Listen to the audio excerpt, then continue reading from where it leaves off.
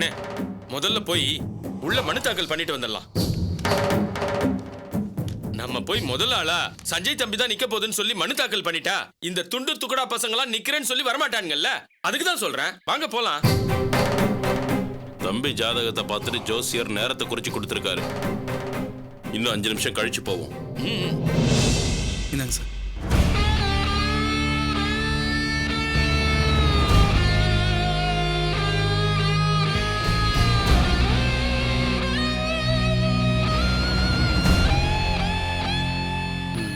சரி, எல்லாம் சரியா தான் இருக்கு. சைன் பண்ணிருங்க.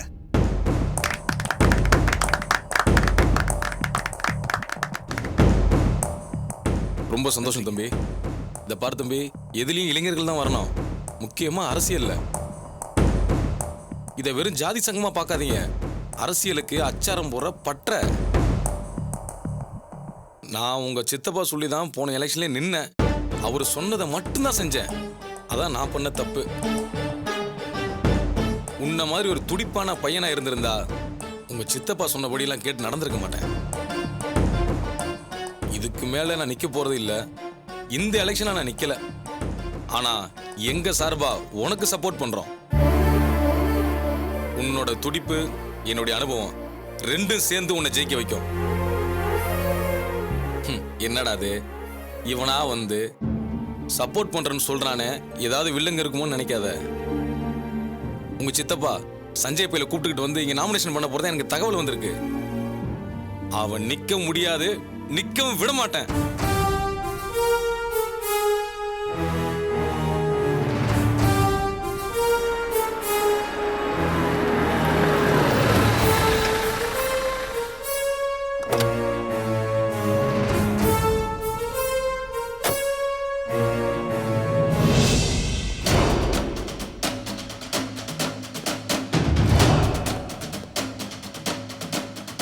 இவன் எதுக்கு இந்நேரம் உள்ள போறான்? சஞ்சய் பாப்பலாம், வாங்க போலாம்.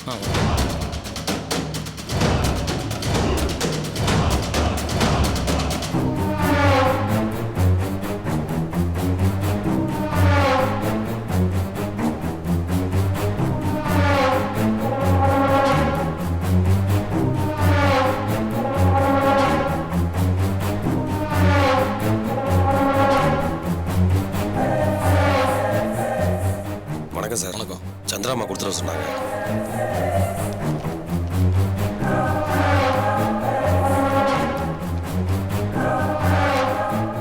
சந்திராமா நம்ம சங்கத்துக்கு லெட்டர் போட்டிருக்காங்க, படிக்கிறேன் கேளுங்க. மதிப்பிற்குரிய சங்க நிர்வாகிகளுக்கு வணக்கத்துடன் சந்திராமா எழுதி கொள்வது. நமது சங்கத்தில் தேர்தல் நடக்கப் போவதாக அறிகிறேன். அதற்கு என்னுடைய வாழ்த்துக்கள். நமது சங்க வளர்ச்சிக்காக இத்துடன் 2 லட்சம் ரூபாய்க்கான காசோலையை அனுப்பியுள்ளேன்.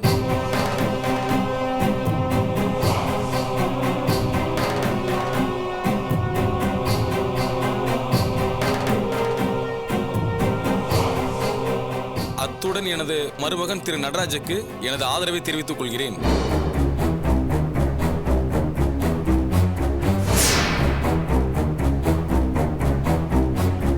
நீங்களும் ஆதரவு தெரிவிக்க வேண்டும் என அன்புடன் கேட்டுக்கொள்கிறேன். நன்றி. இங்கனம் சந்திராமா. பாருங்க, செக் அனுப்பியிருக்காங்க. என்ன என்ன இதெல்லாம்? இந்த மாதிரி எத்தனை லட்சம் நான் கொடுத்துருப்பேன் தெரியுமா? கொடுத்தீங்க. சரி, எவ்வளவு எடுத்தீங்க? நீங்க எல்லாம் நன்றி கெட்டவங்க. உங்களுக்கு எலெக்ஷன்ல பதில் சொல்றேன். சஞ்சய், நாமினேட் பண்ணு. உன் பையன் எப்படி நாமினேட் பண்றான்னு நானும் பாத்துறேன். என்ன தகராறு பண்ண இல்ல, வந்தீங்களா? நியாயத்தை கேக்குறேன். நீ வேணா கொடு, வாங்குறாங்களான்னு பாப்போம். அதையும் பாத்துருவோம். சஞ்சய், மனுவை கொடுறா. இந்தாங்க சார். இப்ப யாரு நாமினேட் பண்றா? என்ன என்ன கேள்வி இது? தப்பா நினைச்சுக்காதீங்க. உங்க பையன் இந்த எலெக்ஷன்ல நிக்க முடியாது. ஏன் ஏன் ஏன் ஏயா? நாங்க இந்த மனுவை வாங்கிக்க முடியாது. அதான் ஏன் ஏன் ஏன் கேக்குறேன். இந்த எல்லா ஏனையும் உன் பையன் கிட்ட கேளு. என்ன அரசியல் கட்சி நினைச்சீங்களா? ஜாதி சங்கம்.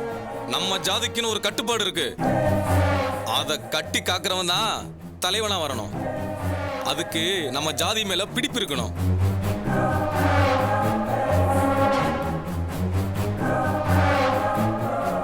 உன் பையன் ஜாதி மாதிரி கல்யாணம் பண்ணிக்கிட்டு எங்க சங்கத்துக்கு எப்படியா தலைவனா இருக்க முடியும்?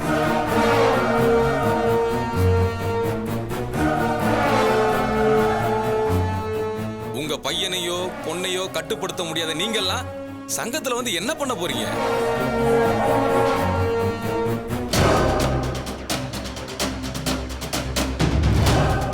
பையனுக்கு எதிராக நாங்க தான் கம்ப்ளைண்ட் கொடுத்தோம். நிச்சயமா ஒரு மனுவை வாங்க மாட்டாங்க. எனக்கே சங்கத்தோட ரூல்ஸ் சொல்லி தரியா? இப்ப நிக்கிறாரு நடராஜ், அவர் வீட்டுல எல்லாரும் நம்ம சாதியிலேயே தான் கல்யாணம் பண்ணிருக்காங்களா?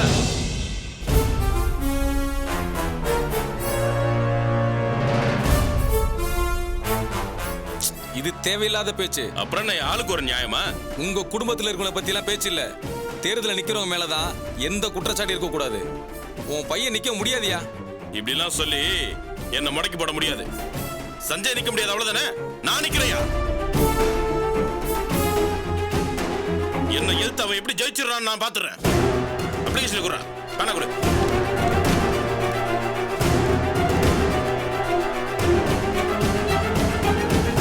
தம்பி தம்பி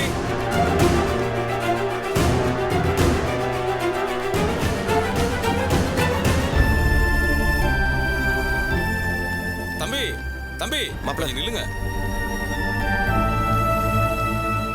என்னப்பா உங்க சித்தப்பா நிக்கிறாரு நினைச்சு கவலைப்படாத, நாங்க இருக்கோம். நீங்க வேற. நான் இப்ப வெளியே போறது பயத்துல இல்ல, சந்தோஷத்துல போயிட்டு இருக்கேன். இதுல எங்க சித்தப்பா நிக்கணும், அவரை எதிர்த்து நின்று நான் ஜெயிக்கணும். அதான் என்னுடைய ஆசை. இதுல யார் வந்தாலும் சரி, வரலனாலும் சரி, அவரை ஏத்து நின்று நான் ஜெயிக்காம விட மாட்டேன். இப்போ புரியுதா எதுக்கு இளைஞர்களா சங்கத்துக்குள்ள வரணும்னு நான் சொன்னேன்னு? நீ ஜெயிச்சிரு நடராஜ், எங்க வேணா போ. சரி, நான் என் ஃப்ரெண்டு பார்க்கிங்ல வெயிட் பண்ணிட்டு இருக்கான், பார்த்துட்டு வந்துடுறேன். சரி தலைவரே. என்ன பொறுத்த வரைக்கும் நீ தலைவர் ஆயிட்ட. கிளம்பு, பட்டே கிளப்பு, எங்க வேணாலும் போ. அண்ணே, எப்படியாவது இந்த எலெக்ஷன்ல நடராஜ் மாப்பிள்ளையை ஜெயிக்க வச்சு தலைவராக்கிடணும். அட நீங்க வேற தம்பி, நான் இப்பவே அவரை தலைவர்னு சொல்லிட்டேன். நீங்க வேற ஜெயிக்க வைன்னு சொல்றீங்க. ஒன்னும் கவலைப்படாதீங்க, எப்படி ஜெயிக்க வைக்கிறேன்னு மட்டும் பாருங்க. ரொம்ப சந்தோஷம் அண்ணே. அண்ணே, இது சம்பந்தமா உங்களுக்கு எந்த உதவி தேவைப்பட்டாலும் எனக்கு கால் பண்ணுங்க. டெஃபினட்டா கூப்பிடுறேன். வரேன்.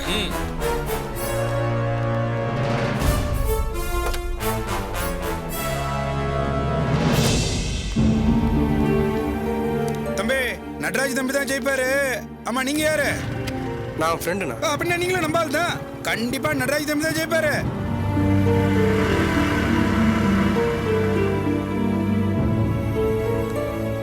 டேய், என்னடா இது? நீ ஃபோன் பண்ணியா நீங்க வந்தா? நீ ஏதோ எலெக்ஷன்ல நிக்க போறதா சொல்றாங்க. இப்பதான் நாமினேட் பண்ணிட்டு வரேன். டேய், அதான்டா ஏன்னு கேக்குறேன். இத்தனை வருஷமா நான் கூட பழகிட்டு இருக்கேன். உனக்குள்ள இந்த மாதிரி ஒரு எண்ணம் இருக்கும் நான் நினைச்சு கூட பார்க்கலடா. நீ ஜாதியை பத்தி பேசுவ, சங்க எலெக்ஷன்ல நிப்பேன்லாம் என்னால கற்பனை கூட பண்ணி பார்க்க முடியலடா. நான் சொல்றது கேளு, இதெல்லாம் நமக்கு வேணாம். போய் தயவு செய்து வாபஸ் வாங்கிட்டு வந்துரு. டேய், நான் என்ன சாதி மதன்னு கொடி பிடிக்கிறாளா நானு? இப்ப கூட திவ்யாம்மா கிட்ட நான் எதுக்காக சண்டை போட்டுட்டு இருக்கேன்? ஜாதி மாதிரி கல்யாணம் பண்ணிட்ட பிரபு நிமையை ஏத்துக்கல, அதனால தானே. எனக்கு எந்த காலத்துலயும் இந்த மாதிரி நினைப்பெல்லாம் வரவே வராதுடா. அப்புறம் ஏன்டா இதெல்லாம்? என் சித்தப்பாவை அடிக்கிறதுக்கு. திரும்புற இடத்துலலாம் அந்த ஆளுக்கு நான் அடி கொடுப்பேன். இல்லைன்னா அந்த ஆள் முந்திக்குவாரு. அதுக்கெல்லாம் இனிமே நான் விட மாட்டேன். இவனை பாரு, இனிமே தான் நான் யாருன்னு அந்த ஆளுக்கே தெரிய போகுது. நீ வாடா, வண்டிடு, கிளம்பு. சரி.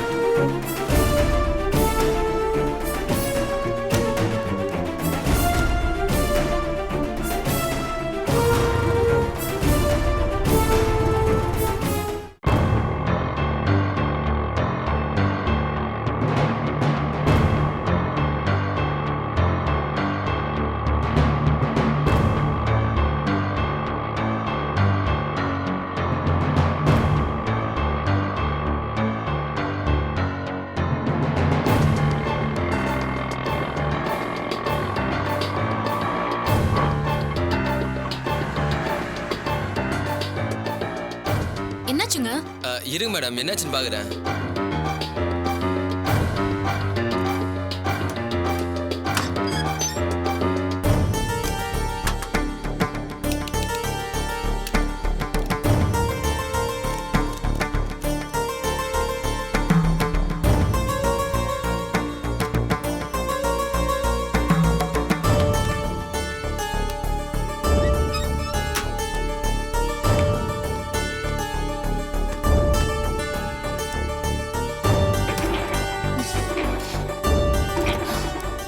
என்ன தாங்க ஆச்சு?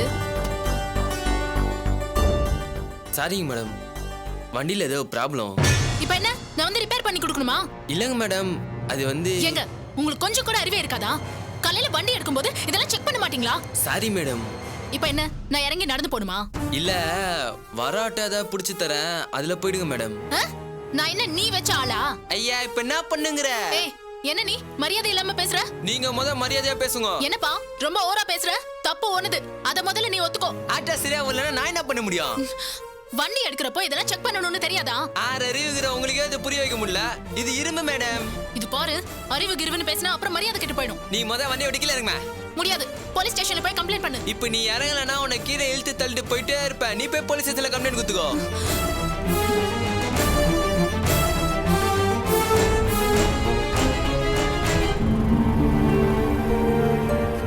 என்னண்ணே வண்டி நடு ரோட்ல நிப்பாட்டிருக்கீங்க? நான் என்ன சார் பண்றது? திமிர் பூச்ச கஸ்டமரை வண்டியில ஏத்தி நான் தான் சார் கஷ்டப்பட்டுங்கிறேன்.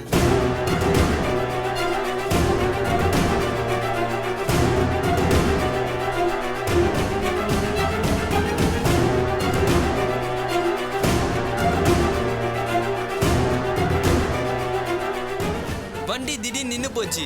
பெட்ரோல்லாம் இருக்குது. என்ன ப்ராப்ளம்னே தெரியல. வேற ஆட்டோ பூச்சி தரேன்னா மரியாதை இல்லாம பேசுறாங்க சார்.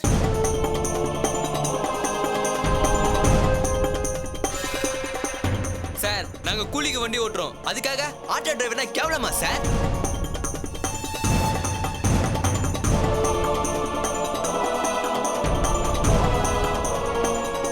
அடாவடியா பேசிட்டு போலீஸ்ல வேற கம்ப்ளைண்ட் தரேன்னு சொல்றாங்க சார்.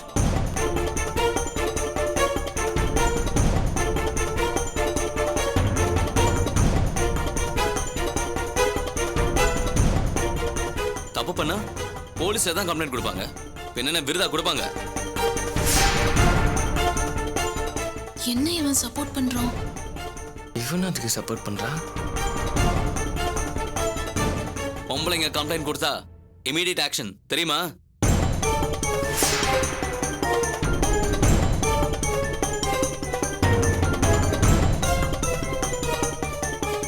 யோ, அட்லீஸ்ட் நீ ஒரு ஆட்டோ டிரைவர், நீ எப்படி அவங்கள பேசலாம்? என்ன இவன் சப்போர்ட் பண்றானா இல்ல குத்தி காமிக்கிறானோ?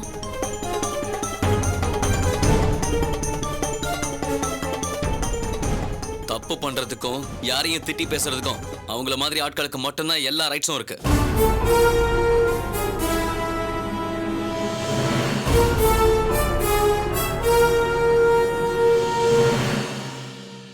அவங்கள பொறுத்த வரைக்கும் பணம் வச்சிருக்கவங்க மட்டும்தான் மனுஷங்க, மத்தவங்க எல்லாரும் கேவலமான ஜந்துக்கள்.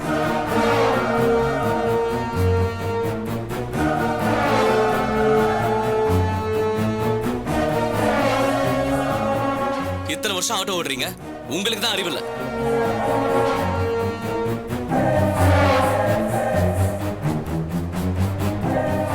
இப்படி திமிரு பிடிச்சு முரண்டு பண்ற பேசஞ்சரை இழுத்து வெளியேறிஞ்சிட்டு போவீங்களா? நின்னு பேச்சுவார்த்தை நடத்திட்டு இருக்கீங்க.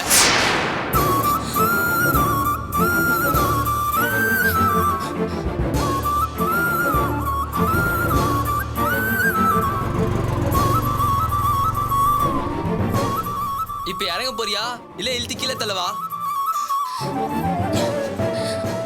இறங்கமான்ற இந்த புடி. உன் காசு வேணா ஒண்ணு வேணா, கிளம்பு பா பா. எனக்குன்னு வந்து மாட்டுதுங்க.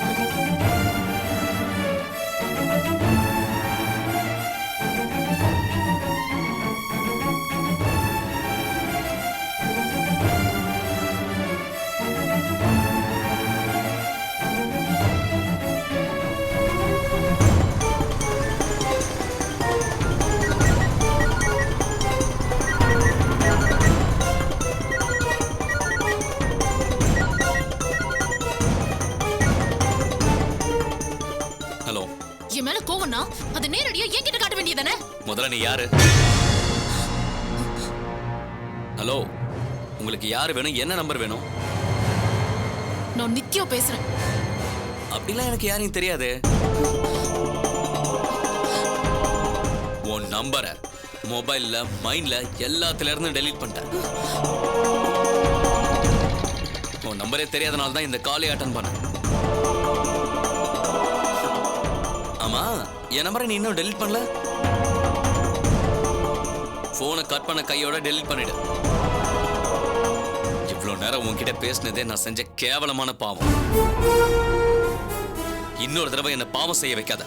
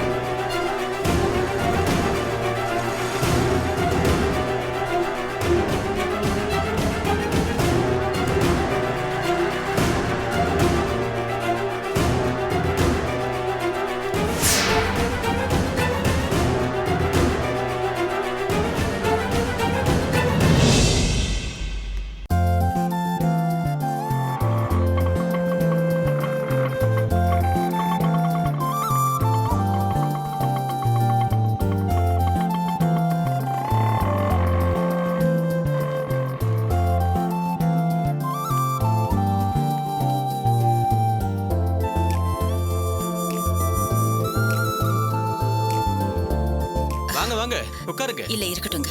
ஏய் இங்க பாரு யார் வந்திருக்காங்கன்னு. வாங்க வாங்க உட்காருங்க. ராஜி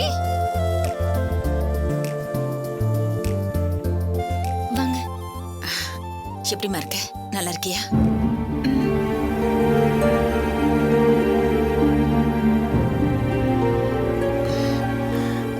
ஷாம் இல்லையாம்மா? மாடியில் இருக்காரு. கொஞ்சம் கூட்டிட்டு வரியா?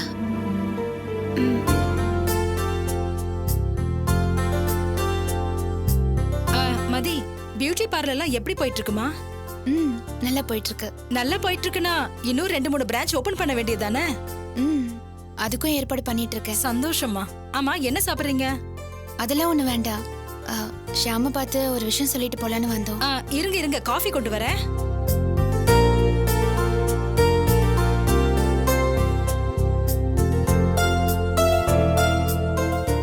என்ன?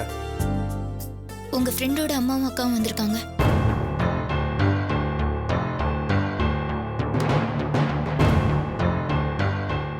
ஏன் நட்ராஜ் அம்மாவும் அக்காவும் வந்திருக்காங்க சொல்லாமே?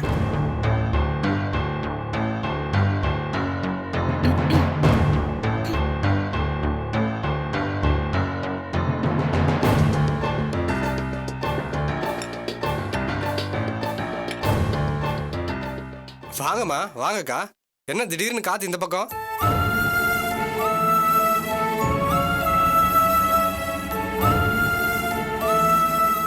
ஷியாம், நான் உங்ககிட்ட கொஞ்சம் பேசணும். சொல்லுங்கக்கா.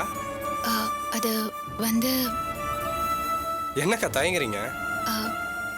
எப்படி சொல்றதுன்னு தெரியல.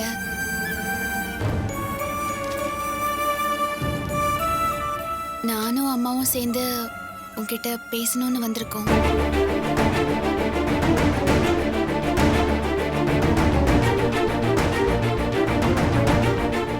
நாங்க சொல்ற விஷயம் நடராஜுக்கு தெரியக்கூடாது.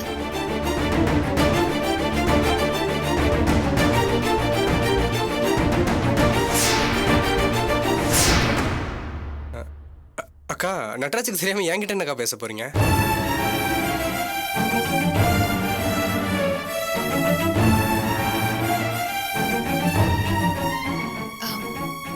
ஷியாம், நடராஜ் கிட்ட இதெல்லாம் பேச முடியாது. சட்டுன்னு கோவப்படுவான், பிரச்சனை பண்ணுவான். அதான் உங்ககிட்ட சொல்லலான்னு வந்திருக்கோம். எனக்கு தெரியும் ஷியாம், நீ புரிஞ்சுக்குவ. இன்னைக்கு வீட்டுக்குள்ள பெரிய பிரச்சனை வந்துருச்சு. அத நீ தான் தீர்த்து வைக்கணும்.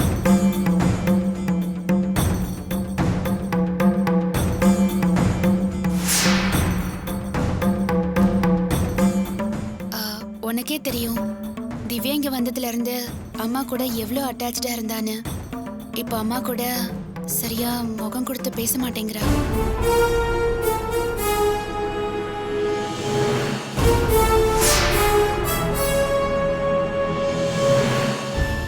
நம்ம திவ்யாவா? நம்பவே முடியலக்கா. ஆமா ஷியாம், இது இன்னும் பெருசாகி அம்மா மனசு வேதனைப்படுற மாதிரி ஆயிடக்கூடாது. உனக்கு நான் சொல்லணும்னு இல்ல, எங்க எல்லாரையும் விட திவ்யா மேல அம்மாக்கு தனி பாசம். இப்போ அவங்களுக்குள்ளேயே வருத்தம் வந்துருமோன்னு பயமா இருக்கு. என்னக்கா நான் என்ன பண்ண அது சொல்லுங்க. ஷியாம், நீயும் நடராஜும் சேர்ந்து கம்பெனி ஆரம்பிக்கிறது திவ்யாக்கு பிடிக்கல.